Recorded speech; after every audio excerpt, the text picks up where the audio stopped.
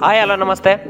ನನ್ನೆಲ್ಲ ರೈತ ಬಾಂಧವರಿಗೆ ನಿಮ್ಮ ಪ್ರೀತಿಯ ಗಾದಲಿಂಗ ಮಾಡುವ ನಮಸ್ಕಾರಗಳು ಹಾಗೂ ಹೊಸ ವರ್ಷದ ಹಾರ್ದಿಕ ಶುಭಾಶಯಗಳು ಕೂಡ ತಿಳಿಸ್ತಾ ಇವತ್ತಿನ ವಿಡಿಯೋದಲ್ಲಿ ನಾವು ಇವತ್ತು ಗುಂಟೂರು ಮಾರ್ಕೆಟಲ್ಲಿ ಮಾರ್ಕೆಟ್ ನಡೆದಿರುತ್ತೆ. ಎಸಿ ಕಾಯಿ ಮತ್ತು ಹೊಸ ಕಾಯಿ ಎಷ್ಟು ಬಂದಿದ್ವು ಅನ್ನೋದನ್ನು ಕೂಡ ತಿಳಿಸ್ಕೊಡ್ತೀನಿ. ಯಾವ ರೀತಿ ಮಾರಾಟ ಆದ್ವು ಅನ್ನೋದನ್ನು ಕೂಡ ತಿಳಿಸ್ಕೊಡ್ತಾರೆ. ಅದ್ರ ಜೊತೆ ಕಮ್ಮ, ವಾರಂಗಲ್, ಗುಂಟೂರು ಮತ್ತು ಮಹಾರಾಷ್ಟ್ರ, ಮಧ್ಯಪ್ರದೇಶ ಮತ್ತು ಗುಜರಾತಲ್ಲಿ ಯಾವ ರೀತಿ ಈ ಎಸಿ ಕಾಯಿಗಳು ಇನ್ನು ಉಳಿದಿದ್ದಾವೆ ಮತ್ತು ಯಾವ ರೀತಿ ಈ ವರ್ಷ ಲಾಸ್ ಆಗಿದೆ ಅನ್ನೋದನ್ನು ಕೂಡ ತಿಳಿಸ್ಕೊಡ್ತೀನಿ. ಮತ್ತು ಯಾವಾಗ ರೇಟ್ ಜಂಪ್ ಆಗುತ್ತೆ, ಎಕ್ಸ್ಪೋರ್ಟ್ ಯಾವಾಗ ಕೂಡ ಸ್ಟಾರ್ಟ್ ಆಗುತ್ತೆ ಅನ್ನೋದನ್ನು ಕೂಡ ನಾನು ನಿಮಗೆ ಸಂಪೂರ್ಣವಾಗಿ ಈ ವಿಡಿಯೋದಲ್ಲಿ ತಿಳಿಸ್ಕೊಡ್ತೇನೆ.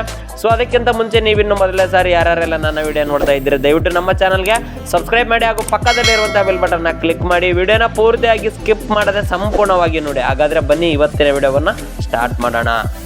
ಹಾಗಾದರೆ ಇವತ್ತು ಮೊದಲನೇದಾಗಿ ನಾವು ಕಮ್ಮ, ವಾರಂಗಲ್ ಹಾಗೂ ಗುಂಟೂರು ಮಾರ್ಕೆಟ್ಗಳಲ್ಲಿ ಎಷ್ಟು ಎಸಿ ಕಾಯಿ ಇನ್ನು ಲೆಫ್ಟ್ ಅಂದರೆ ಉಳಿದಿದ್ದಾವೆ ಅನ್ನೋದನ್ನು ತಿಳ್ಕೊಳ್ಳೋಣ. ಮತ್ತು ಇವ್ರ ಜೊತೆಗೇ ಯಾವ ರೀತಿ ರೇಟ್ ಜಂಪ್ ಆಗುತ್ತೆ ಅನ್ನೋದನ್ನು ಕೂಡ ನಾವು ಹಂಗಾರೆ ಹೇಳತ್ತಡೆ ನಿಮ್ಗೆ ಗೊತ್ತಾಗುತ್ತೆ ಯಾವ ರೀತಿ ಜಂಪ್ ಆಗುತ್ತೆ, ಇನ್ನು ಎಕ್ಸ್ಪೋರ್ಟ್ ಕೂಡ ಸ್ಟಾರ್ಟ್ ಆಗುತ್ತೆ ಅಂತ ಕೂಡ ತಿಳಿಸ್ಕೊಡ್ತೇನೆ.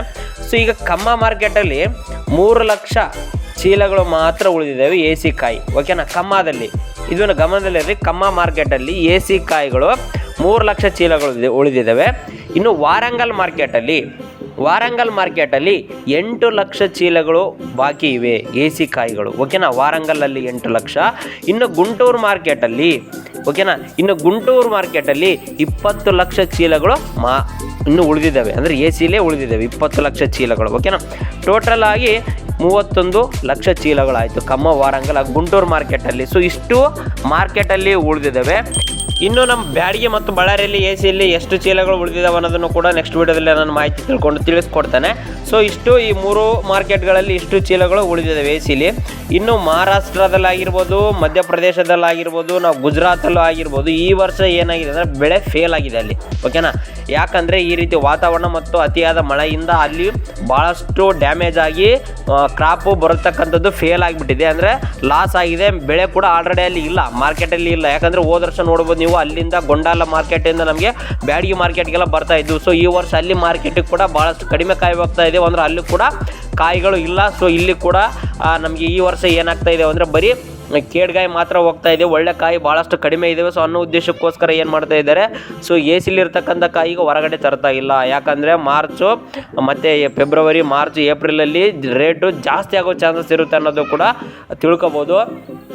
ಅದ್ರ ಜೊತೆನೇ ಎಕ್ಸ್ಪೋರ್ಟು ಕೂಡ ಜನವರಿಯಿಂದ ಸ್ಟಾರ್ಟ್ ಆಗುತ್ತೆ ಅಂತ ಹೇಳ್ತಾ ಇದ್ದಾರೆ ಎಕ್ಸ್ಪೋರ್ಟ್ಗಳು. ಅದೇ ರೀತಿ ಎಕ್ಸ್ಪೋರ್ಟು ಸ್ಟಾರ್ಟ್ ಆಗುತ್ತೆ ಜನವರಿ, ಫೆಬ್ರವರಿಯಿಂದ. ಅವಾಗ ಏನಾಗುತ್ತೆ ಅಂದರೆ ರೇಟು ಸ್ವಲ್ಪ ಜಾಸ್ತಿ ಆಗೋ ಚಾನ್ಸಸ್ಸು ಜಾಸ್ತಿ ಇರುತ್ತೆ. ಅದೇ ಕಾರಣಕ್ಕೋಸ್ಕರ ಏನು ಮಾಡ್ತಾ ಇದ್ದಾರೆ, ನಮ್ಮ ಬಳ್ಳಾರಿ ಮತ್ತು ಬ್ಯಾಡಗಿ ಮಾರ್ಕೆಟಲ್ಲಿ ಎಸಿಲಿರ್ತಕ್ಕಂಥ ಕಾಯಿಗಳನ್ನು ಹೊರಗಡೆ ತರ್ತಾ ಇಲ್ಲ. ಅವ್ರಿಗೆ ಗೊತ್ತಾಗಿರೋದ್ರಿಂದ ಹೊರಗಡೆ ತರ್ತಾ ಇಲ್ಲ ಅವರು. ಓಕೆನಾ? ಅದೇ ಕಾರಣಕ್ಕೋಸ್ಕರ ನೋಡಿ, ಸ್ಟಾರ್ಟಿಂಗೇ ಇನ್ನು ಹೊಸ ಕಾಯಿ ಈ ವರ್ಷ ಯಾರನ್ನ ರೇಟು ಯಾರು ಎಸಿಲಿ ಇಡಬಾರ್ದು. ಹಂಗಾದರೆ ಮುಂದಿನ ವರ್ಷ ನಮಗೆ ಸಖತ್ತ ರೇಟ್ ಸಿಗುತ್ತೆ.